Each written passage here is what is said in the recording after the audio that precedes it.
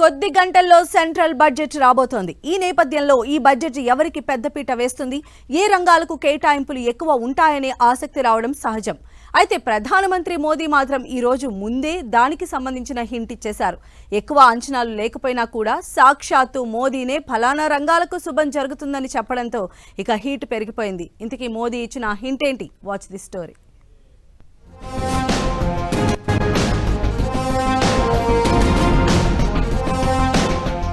లక్ష్మీదేవి ఆశీస్సులు మీకు.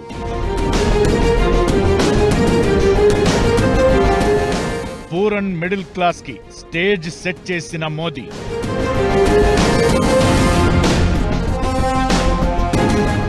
బడ్జెట్ ఎలా ఉంటుందనే అంశంపై ప్రధాని మోదీ ముందుగానే ఓ హింట్ ఇచ్చేశారు.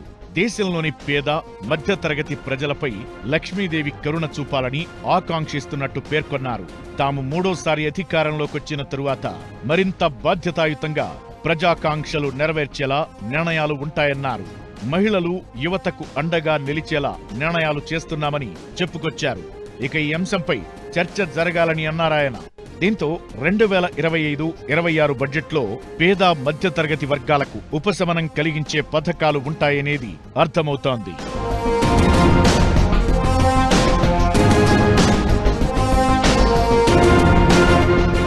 వాస్తవానికి ఈ బడ్జెట్పై ఎవరికీ పెద్దగా అంచనాలు లేవు. రాజకీయంగా ఉన్న వాతావరణమే అందుకు కారణం.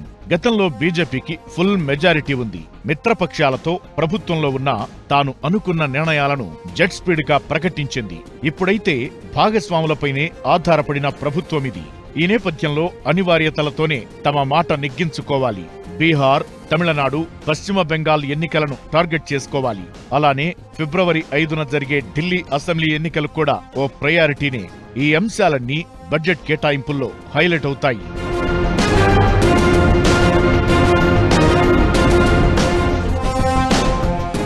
ఎకనామిక్ సర్వే కూడా ఆర్థిక వ్యవస్థ మందగమన పరిస్థితుల్లో వచ్చే ఆర్థిక సంవత్సరంలో వృద్ధి రేటు 6.3% నుంచి 6.8% మధ్యన ఉండొచ్చని అంచనా వేసింది.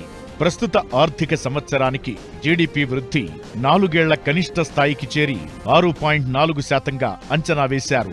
జీడీపీ వృద్ధి అంచనా గతంలో 6.5% నుంచి 7%గా ఉండొచ్చనుకోగా సర్వే మాత్రం 0.5% కోసేసింది. ఇదే ఇప్పుడు కీలకం. తయారీ రంగం పెట్టుబడులు తగ్గాయి అనే దానికి ఇది సంకేతంగా చెబుతున్నారు. మరోవైపు వ్యవసాయం, అనుబంధ రంగాలు ఈ ఆర్థిక సంవత్సరంలో దేశ జీడీపీలో 16% వాటాకు చేరుకున్నట్లు ఆర్థిక సర్వే తెలిపింది.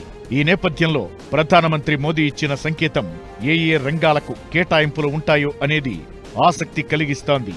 అందుకే ఈ బడ్జెట్ పెట్టుబడులు, ఆవిష్కరణలు, సమీకృతం అనే 3 లక్ష్యాలను సాధించే దిశగా ఈ బడ్జెట్ ఉంటుందని తెలుస్తోంది.